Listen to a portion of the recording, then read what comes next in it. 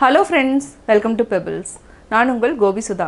நம்ம செய்ய போகிறது கொஞ்சம் வித்தியாசமா இருக்கும். அதாவது பாகற்காய் எடுத்துக்கலாம். இதை வந்து தண்ணியில் வந்து வேக வைக்கணும். பாகற்காய் கூட வரமிளகாய் பூண்டு இது எல்லாத்தையுமே தண்ணியில் நல்லா வேக வச்சுட்டு அதுக்கப்புறம் நம்ம வந்து பேஸ்ட் பண்ணிட்டு அதாவது பூண்டு வரமிளகாய் பேஸ்ட் பண்ணி செய்ய போகிறோம். வாங்க எப்படி செய்கிறதுன்னு பார்க்கலாம். ஃபஸ்ட்டு நம்ம பாவக்காய் எடுத்துக்கலாம். இதை வந்து ரெண்டாக கட் பண்ணிக்கலாம். நம்ம 4 பாகக்காய் எடுத்துக்கிறோம். இது கூட நம்ம ஒரு 6 வரமிளகாய் 4 காஷ்மீரி மிளகாய் இதையும் வந்து தண்ணியில் வேக வச்சிடணும். நம்ம பாகக்காய் வரமிளகாய் காஷ்மீரி மிளகாய் இதை மூணையுமே ஒரு 10 மினிட்ஸ் கிட்ட நல்லா வேக வச்சுக்கலாம். அதாவது 40% அளவுக்கு வெந்தாலே போதும். பூண்டை வந்து நம்ம தனியாக எடுத்து வச்சுக்கலாம். வரமிளகாயும் பூண்டையும் நம்ம அரைச்சி நம்ம கிரேவி செய்யணும். இப்போ வந்து இது நல்லா வேகட்டும். அதுக்கப்புறம் நான் எப்படி செய்கிறதுன்னு சொல்கிறேன். இப்போது தண்ணி கொதிக்க ஆரம்பிக்குது. இப்போ நம்ம ஒரு 1/4 டீஸ்பூன் அளவுக்கு மஞ்சள் தூள் ஆட் பண்ணிக்கலாம். இது நல்லா மிக்ஸ் பண்ணிக்கலாம். இது நல்லா வேகட்டும். இப்போது கொதிக்க ஆரம்பிச்சிருச்சு. இது வந்து ஒரு 6 நிமிஷம் வரைக்கும் நல்லா கொதிக்கணும். வரமிளகாய் இதெல்லாமே நல்லா வந்து கொதிச்சிடணும். அதாவது மிளகாயும் நல்லா வெந்துடணும். இப்போ பார்த்திங்கன்னா 6 மினிட்ஸ் ஆகிடுச்சு. இப்போ ஆஃப் பண்ணிக்கலாம். நம்ம வரமிளகாய் மட்டும் தனியாக எடுத்துடுவோம். இதை வந்து நம்ம மிக்சியில் அரைச்சிக்கலாம்.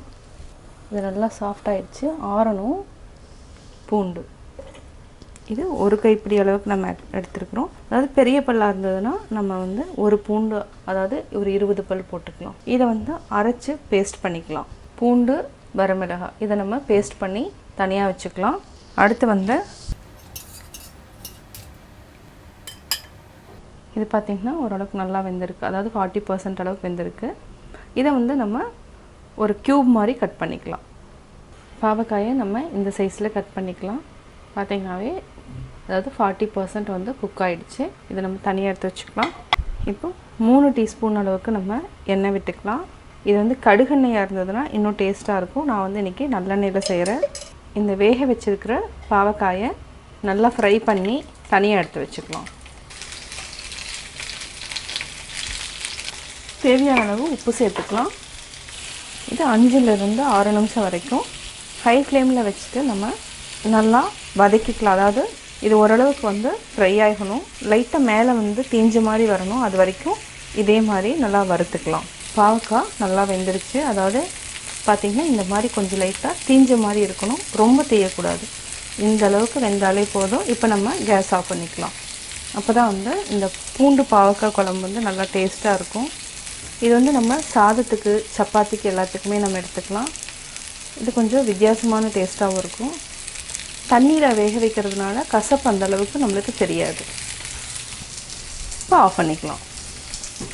ஒரு சின்ன கடாயில் 3 டேபிள் ஸ்பூன் அளவுக்கு எண்ணெய் விட்டுக்கலாம். எண்ணெய் நல்லா காஞ்சதுக்கப்புறம் இது வந்து வெந்தயம் 1/4 டீஸ்பூன், சீரகம் 1/4 டீஸ்பூன். இதுக்கு சோம்பு சேர்த்தலாம். சோம்புக்கு பதிலாக நான் கடுகு ஆட் பண்ணுறேன். கடுகு 1/4 டீஸ்பூன். கடுகு வெந்தயம் சீரகம் நல்லா பொரிஞ்சிருச்சு. பொரிஞ்சனையும் நம்ம ஒரு பெரிய வெங்காயம் வந்து ஒரு 2 வெங்காயத்தை நீட்ட வாக்கில் கட் பண்ணி போட்டுக்கலாம். இல்லைனா பேஸ்ட் பண்ணியும் நம்ம ஆட் பண்ணலாம். நல்லா ஃப்ரை பண்ணணும். சிம்மில் வச்சுக்கோங்க. இது ஒரு 2 நிமிஷம் வரைக்கும் நல்லா ஃப்ரை ஆகணும்.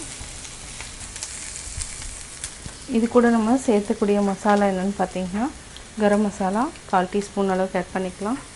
மல்லித்தூள், சீரகத்தூள் இது நல்லா மிக்ஸ் பண்ணி விடுங்க. கொஞ்சமாக நம்ம தண்ணி ஊற்றிக்கலாம். நம்ம இதுக்கு தேவையான அளவு உப்பு சேர்த்துக்கலாம். ஆல்ரெடி பூண்டு வரமிளகாய் இந்த பேஸ்ட்டையும் ஆட் பண்ணிக்கலாம்.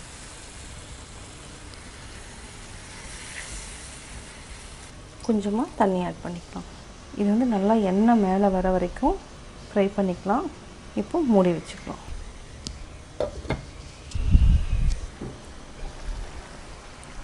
தயிர் இல்லைன்னா ஃப்ரெஷ் க்ரீம் இருந்துச்சுன்னா நம்ம வந்து ஒரு 2 டீஸ்பூன் அளவுக்கு ஊற்றிக்கலாம். இதை நல்லா மிக்ஸ் பண்ணி விடுங்க. இது ஒரு 3 நிமிஷத்துக்கு அப்புறம் நம்ம ஆல்ரெடி ஃப்ரை பண்ணி வச்சுருக்கிற பாகக்காயை ஆட் பண்ணிக்கலாம்.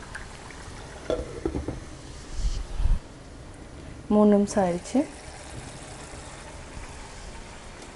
இப்போ எண்ணெய் வந்து பிரிஞ்சு வர ஆரம்பிக்குது. இந்த ஸ்டேஜில் நம்ம ஆல்ரெடி வதக்கி வச்சுருக்கிற பாவக்காயை ஆட் பண்ணிக்கலாம். நல்லா மிக்ஸ் பண்ணி விடுங்க.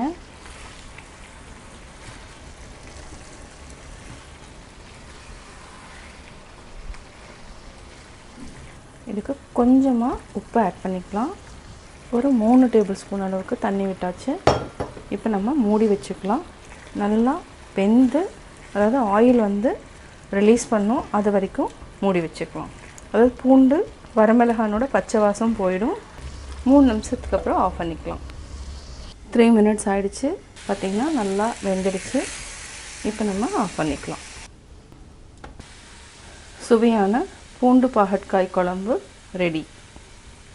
பாகற்காய் பூண்டு குழம்பு எப்படி செஞ்சுங்கிறத பார்த்தீங்க. இது வந்து சப்பாத்திக்கும் சாதத்துக்கும் ரொம்ப நல்லாயிருக்கும். நீங்களும் வீட்டில் ட்ரை பண்ணி பாருங்கள். ட்ரை பண்ணி பார்த்துட்டு உங்களுடைய கமெண்ட்ஸ் எனக்கு சொல்லுங்கள். பிடிச்சிருந்தா லைக் பண்ணுங்கள், மறக்காமல் சப்ஸ்கிரைப் பண்ணுங்கள். என்னோடய குக்கிங் வீடியோ முடிஞ்சதுக்கப்புறம் பார்த்தீங்கன்னா ஒரு திருக்குறள் வந்து நீங்கள் பார்க்கலாம். உங்கள் குழந்தைகளுக்கு நீங்கள் சொல்லித்தரலாம். புகழ்பட வாழாதார் தன் நோவார் தம்மை இகழ்வாரை நோவது எவன். தமக்கு புகழ் உண்டாகுமாறு வாழ இயலாதவர்கள் தம்மைத்தாமே நொந்து கொள்ள வேண்டும்.